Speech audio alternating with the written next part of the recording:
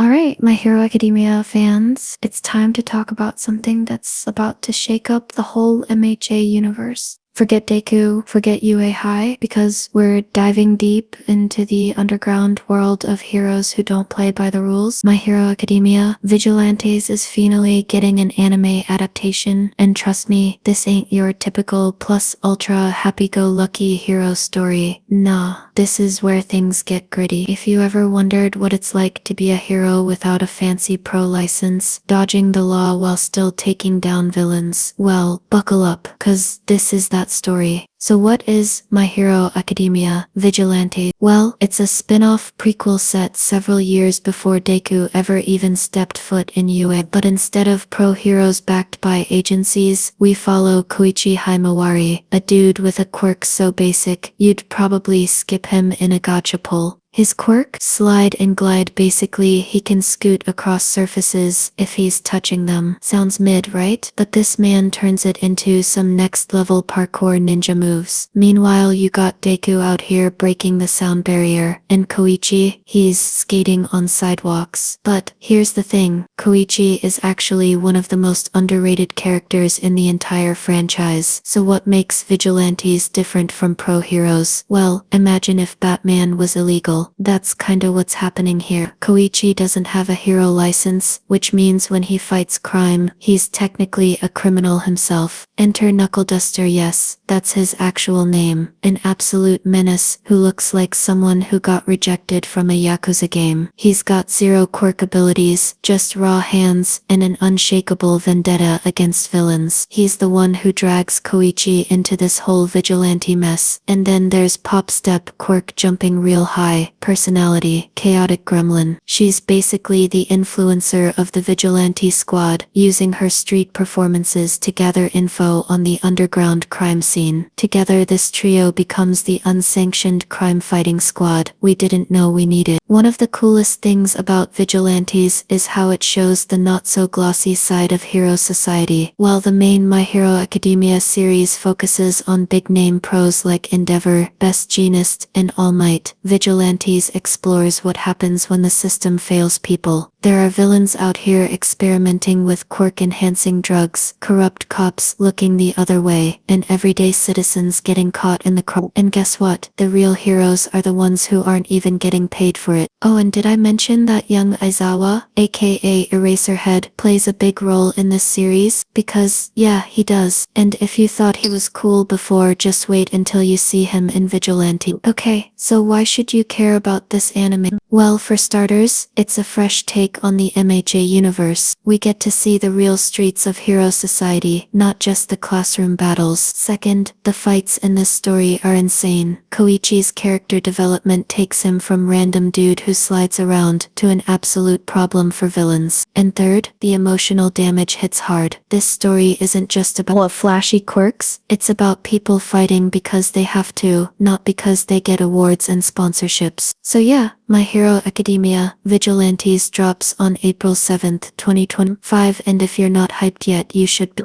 Get ready for the real heroes of this world, the ones who don't wait for permission. But now I gotta ask, who's your favorite vigilante in anime? Are you hyped for this adaptation? Drop your thoughts in the comments, smash that like button if you're ready for some underground hero action, and of course, subscribe for more deep dives into anime best kept secrets. Until next time, stay heroic.